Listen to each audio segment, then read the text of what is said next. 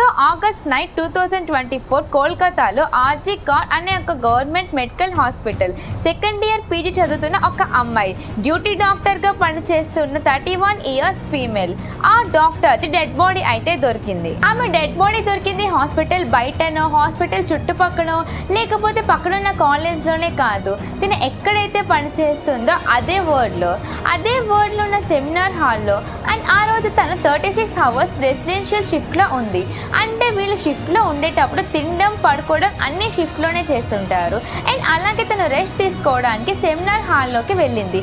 ఎగ్జాక్ట్గా 7:30కి ఎప్పుడైతే hospital staff dead బాడీని చూసారో వాళ్ళు చాలా సఫర్ అయ్యారు. ఎందుకంటే ఆ డెడ్ బాడీ అనేది సెమీ న్యూడ్గా ఉంది. రూమ్ మొత్తం చిందరవందరగా పడిపోయి బయట నుంచి లాక్ చేసి అయితే ఉంది. ఎవరైతే హాస్పిటల్ స్టాఫ్ ఈ డెడ్ బాడీని ఫస్ట్ టైం చూసారో వాళ్ళు ఇమీడియట్గా పోలీస్కి చెప్పకుండా ఆ హాస్పిటల్ యొక్క హైయర్ అసోసియేషన్కి చెప్పారు. కనీసం పోస్ట్ మార్టం కూడా చేయకుండా పోలీసు వాళ్ళు ఆ ఇన్సిడెంట్ దగ్గరికి రాకముందే చాలా సింపుల్గా ఇది ఒక సూసైడ్ అని చెప్పేశారు. చాలా ఈజీగా మిస్లీడ్ చేద్దామని చూశారు. అండ్ పోలీసులు వచ్చిన తర్వాత కూడా ఐరానికల్లీ పోలీసులు కూడా ఈ ఇన్సిడెంట్ని సూసైడ్ లెక్కనే చూశారు. అండ్ ఒక స్టూడెంట్ యొక్క పేరెంట్స్కి కూడా ఈ విషయమే చెప్పారు, మీ అమ్మాయి సూసైడ్ చేసుకొని చనిపోయింది అని.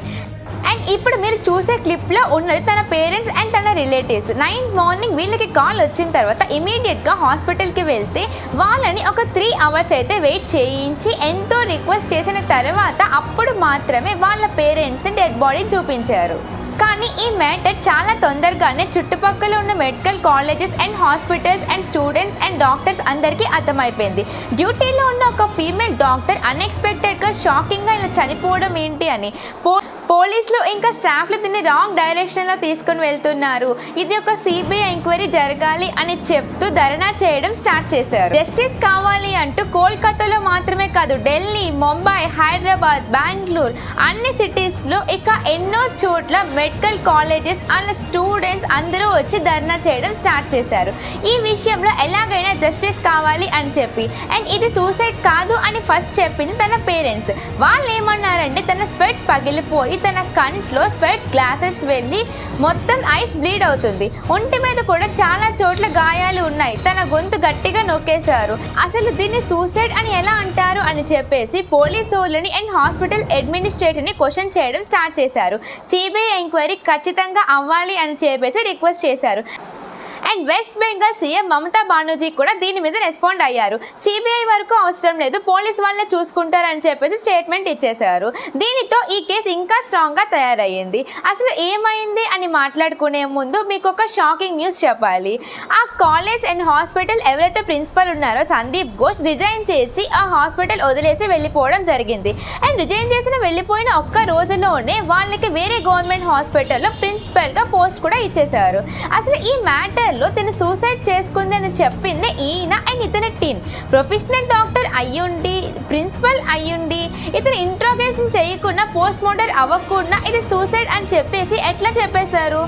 అండ్ 2 రోజుల తర్వాత కూడా ఎలాంటి పోలీసులు ఇన్వెస్టిగేషన్ స్టార్ట్ చేశారో బాడీని పోస్ట్ మార్టం కూడా పంపించారు. అండ్ ఇన్వెస్టిగేషన్ ద్వారా సీసీటీవీ ఫుటేజ్తో బయటపడింది ఏంటంటే 9వ తారీఖు ఎర్లీ మార్నింగ్ 3 AM ఒక మనిషి హాస్పిటల్ బిల్డింగ్లోకి ఎంటర్ అయినాడు. అండ్ తన పేరెంట్ సంజయ్ రాయ్. ఇది ఒక సివిల్ వాలంటీర్. ఎక్కడైతే పబ్లిక్ అండ్ గవర్నమెంటల్కి సంబంధించి పని జరుగుతుంటాయి అక్కడ సివిల్ వాలంటీర్స్ ఉంటారు. అది ట్రాఫిక్ కంట్రోల్లో అవ్వచ్చు, కోర్టులో అవ్వచ్చు, హాస్పిటల్ కావచ్చు, అండ్ ఇంకా ఎక్కడైనా సరే ఈ సంజయ్ రాయ్ అనే అతను పోలీస్ డిపార్ట్మెంట్ అండ్ హాస్పిటల్కి ఒక సివిక్ వాలంటీర్ అనమాట. అండ్ ఇతను హాస్పిటల్లో కూడా ఎక్కడికి కావాలంటే అక్కడికి వెళ్ళడానికి కంప్లీట్ పర్మిషన్స్ అయితే ఉన్నాయి. ఇతను ఎవరో ఏం చేస్తుంటారో హాస్పిటల్లో అందరికీ తెలుసు. అతను వేసుకున్న డ్రెస్ మీదనే కాదు వెనుకున్న డ్రెస్ మీద కూడా పోలీస్ అని రాసి ఉంది. అండ్ ఆ ఇన్సిడెంట్ జరిగిన ఒక్క రోజు ముందు 8th ఆగస్ట్ ఈవినింగ్ తను వచ్చి ఒక పేషెంట్ని ఎక్స్రే తీయించి ఇంకొక పేషెంట్కి సర్జరీ ఉంటే అసిస్ట్ చేసి మరీ వెళ్ళిండు. ఇలా చేస్తున్నారు కదా అని చెప్పి అతని సోషల్ వర్కర్ లాగా అయితే చూడకండి. ఇది కూడా ఒక టైప్ ఆఫ్ దండానే. పేషెంట్ని తీసుకొచ్చి తక్కువ ఖర్చుతో ఆపరేషన్ చేయించి కమిషన్ తీసుకుంటారు. అండ్ 8th ఈవినింగ్ అతను ఇంటికి వెళ్ళకుండా హాస్పిటల్లోనే అక్కడ అడ్మిట్ చేసిన పేషెంట్స్తో రిలేటివ్స్తో పాటు బాగా మందు కొట్టి రాత్రంతా కూడా అక్కడే టైం స్పెండ్ చేశాడు. అండ్ 9th ఎర్లీ మార్నింగ్ 3 o'clockకి పని ఏం లేకపోయినా సరే తిరిగి హాస్పిటల్లోకి వచ్చిండు. అక్కడ నుంచి తన 3rd ఫ్లోర్లో ఉన్న పల్మనాలజీ వార్డ్లోకి వెళ్ళిండు. ఈ డిపార్ట్మెంట్లో లంగ్ డిసీజ్ ఉన్న పేషెంట్స్కి ట్రీట్మెంట్ చేస్తూ ఉంటారు. అండ్ డ్యూటీలో ఉండి చనిపోయిన ఈ ట్రైనీ డాక్టర్ కూడా అదే డిపార్ట్మెంట్లో వర్క్ చేస్తుంటుంది. అండ్ అక్కడ నుంచి తను అన్ని రూమ్స్ వెతుక్కుంటూ ముందుకు వచ్చి అదే వార్డ్లో ఉన్న సెమినార్ హాల్లోకి వెళ్ళింది. అక్కడ తను రెస్ట్ తీసుకుంటున్న డాక్టర్ని చూసి ఆ రూమ్లో ఎంటర్ అయ్యి తన మీద అత్యాచారం చేసి తనని కొట్టి చంపేసిండు. అదంతా చూసిన 35 minutes తర్వాత అంటే అరౌండ్ 3:50కి సెమినార్ హాల్లో నుంచి బయటికి వచ్చి డోర్ గడి పెట్టి వెళ్ళిపోయాడు. ఇది బేసిక్లీ సీసీటీవీ ఫుటేజ్లో పోలీసు వాళ్ళు చూసింది. కానీ ఫుటేజ్ మాత్రం పోలీసు వాళ్ళు బయటికి వదలట్లేదు. ఇది అసలు ఇదే కాదు, ఏ ఫుటేజ్ కూడా బయటికి వదలట్లేదు, ఎందుకో తెలీదు. అండ్ పోలీసుని పట్టుకొని ఇంట్రాగేట్ చేసేటప్పుడు ఒక్కళ్ళు అదే సెమినార్ హాల్లో మర్డర్ చేసిన తర్వాత తన బ్లూటూత్ అండ్ హెడ్సెట్ మర్చిపోయింది. అండ్ ఎప్పుడైతే పోలీసు వాళ్ళు పట్టుకున్నారో ఆ బ్లూటూత్ అండ్ హెడ్సెట్ ఆటోమేటిక్గా తన ఫోన్కి కనెక్ట్ అయింది. దీంతో అతనే చేసేటట్టు రెడ్ హ్యాండెడ్గా దొరికిపోయాడు. అండ్ తను ఒప్పుకున్నాడు కూడా.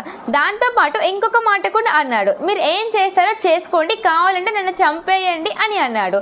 ఇతనికి ఆల్రెడీ 4 పెళ్ళిళ్ళు అయినాయి. 3 భార్యలు ఆల్రెడీ వదిలేశారు. 4వ భార్య క్యాన్సర్తో చనిపోయింది. అండ్ ఆ 3 భార్యలు కూడా బయటికి వచ్చి తమ ఎలాంటి వాడో అని చెప్పారు. అండ్ ఈ ఇష్యూ జరగకముందే అదే హాస్పిటల్కి రిలేటెడ్గా ఒక ఫీమేల్ డాక్టర్ అండ్ ఒక ఫీమేల్ పేషెంట్ కూడా కంప్లైంట్ చేసింది, ఇతను మిస్బిహేవ్ చేస్తున్నాడు, అలా కంటిన్యూస్గా ఫోన్ చేసి హెరాస్ చేస్తున్నాడు అని చెప్పి. కానీ అప్పుడు కూడా ఇతని మీద ఎటువంటి యాక్షన్ తీసుకోలేదు. మరి ఇతనికి జాబ్ ఎలా వచ్చింది అంటే ఇతను ఒక పొలిటికల్ పార్టీ మెంబర్ అంట. ఇంకొకటి మనం అర్థం చేసుకోవాల్సిన విషయం ఏంటంటే ఇతన్ని కాపాడడానికి నా పోలీసు వాళ్ళు స్టార్టింగ్లో సూసైడ్ అని చెప్పింది. అందుకే నా ఈ కేసుని ఇలా సైడ్ ట్రాక్ చేసింది. లేకపోతే ఆ ప్రిన్సిపల్ అండ్ అడ్మినిస్ట్రేషన్ని కాపాడదామన్నా. అండ్ ఆ ప్రిన్సిపల్ కూడా ఇదే మూమెంట్లో రిజైన్ చేయడానికి గల కారణం ఏంటి? ఫస్ట్ ఆఫ్ ఆల్ ఆ ప్రిన్సిపల్ ఎలాంటోడో మీరే వినండి. వీటికి సంబంధించి వీడియోస్ అన్ని డిస్క్రిప్షన్లో ఉంటాయి, మీరు వెళ్ళి ఒక లుక్ వేసుకోండి. ఇదంతా పక్కన పెడితే లాస్ట్ 48 అవర్స్లో ఈ కేసులో 3 విషయాలు జరిగాయి. ఫస్ట్ది, ఈ టెస్ట్ డిపార్ట్మెంట్ సంబంధించిన వర్డ్లోని ఈ క్రైమ్ జరిగిన సెమినార్ హాల్ పక్కన జస్ట్ ఎదురే ఒక 2 meters ఉన్న ఒక రూమ్ని ఇన్నోవేషన్ పేరు మీద కన్స్ట్రక్షన్ వర్క్ స్టార్ట్ చేసినారు. గోడలన్నీ పగలగొట్టేశారు, డోర్స్ కూడా తీసేసి ఉన్నాయి. ఇలాంటి పనులు ఎప్పుడైనా చేయొచ్చు కదా, ఇప్పుడే ఎందుకు? ఇంత పెద్ద క్రైమ్ జరిగిన తర్వాత ఎవిడెన్స్ ట్రాన్స్ఫర్ అవుతాయి కాబట్టి ఆ చుట్టుపక్కల ఎవరిని రానివ్వరు. కానీ రెనోవేషన్ పేరు మీద ఒక గోడని, డోర్స్ని, ఒక రూమ్ మొత్తాన్ని పగలగొట్టేయడం ఏంటి? ఇలాంటివి చేసినప్పుడే కదా మనకి డౌట్స్ ఇంకా ఎక్కువ రైజ్ అవుతాయి. ఏదో దాస్తున్నారని చెప్పి కూడా అనిపిస్తుంది కదా మీకు. సెకండ్ థింగ్ ఏంటంటే పోస్ట్ మార్టం రిపోర్ట్ వచ్చింది. ఆ రిపోర్ట్ ఎంత దారుణంగా ఉందో ఒక్కసారి చూడండి. మెడలో ఉన్న బోన్స్ ఇరిగిపోయి, injuries on her belly, lips, fingers, left leg and shows the sign of physical abuse. అంతేకాదు దీంట్లో క్లియర్ కట్గా రాసి ఉంది తన మీద సెక్షువల్ అరెస్ట్ జరిగింది అని చెప్పి. జయరాయ్ ఒక బాక్సర్ కూడా తను ఈ పని చేయడానికి ఫుల్ ఫోర్స్ యూజ్ చేశాడు అని చెప్పి తెలిసింది. గ్యాంగ్ రేప్ యొక్క ప్రాబబిలిటీ కూడా ఉంది అని అంటున్నారు. మూడోది, ఫైనల్లీ ఈ కేసు పోలీస్ దగ్గర నుంచి మూవ్ అయ్యి సిబిఐకి వెళ్ళింది. అసలు ఇక్కడ నుంచి సిబిఐ ఈ కేసుని హ్యాండిల్ చేస్తుంది అనమాట.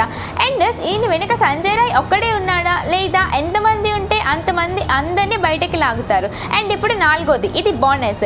August 15th midnight అరౌండ్ 1:30కి ఇదే యూనివర్సిటీ మీద ఎక్కడి నుంచో తెలీదు 300 మంది సడన్గా అటాక్ చేశారు. వీళ్ళు డోర్స్ పగలగొట్టి లోపల ఎంటర్ అవ్వడానికి చూశారు. అండ్ హాస్పిటల్ బయట ప్రొటెక్ట్ చేస్తున్న డాక్టర్స్ అందరినీ కొట్టేశారు.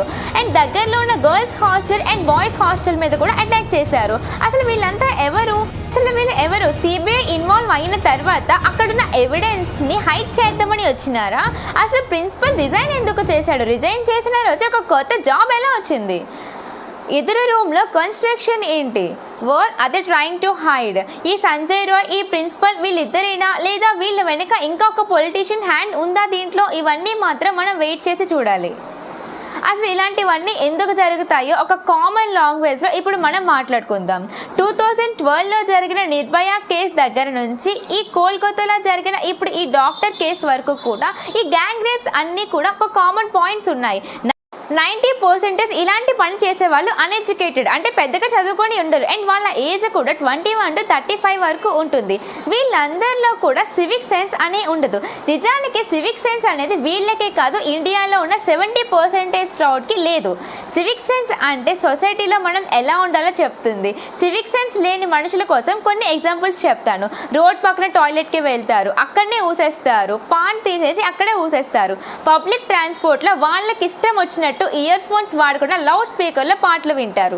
ట్రైన్లో సిగరెట్లు తాగుతారు, ట్రాఫిక్ రూల్స్ ఫాలో అవ్వరు, లైసెన్స్ ఉండదు, రాంగ్ డైరెక్షన్లో డ్రైవ్ చేస్తారు అండ్ ట్రాఫిక్లో రేస్లు పెట్టుకుంటారు. రోడ్ మీద వెళ్ళే అమ్మాయిల మీద కామెంట్ చేస్తారు అండ్ బూతులు తిట్టడం, వల్గర్ లాంగ్వేజెస్ ఇవన్నీ కామన్. అండ్ సివిక్ సెన్స్ అనేది చదువుతో ఎటువంటి సంబంధం లేదు.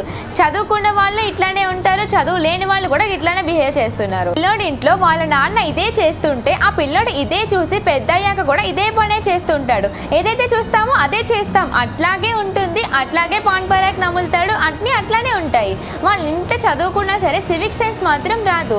వాళ్ళకి రైట్ అనిపించింది చేస్తారు, రాంగ్ అని చెప్పినా సరే ఒప్పుకోరు. ఫర్ ఎగ్జాంపుల్ ఈ క్లిప్ చూడండి.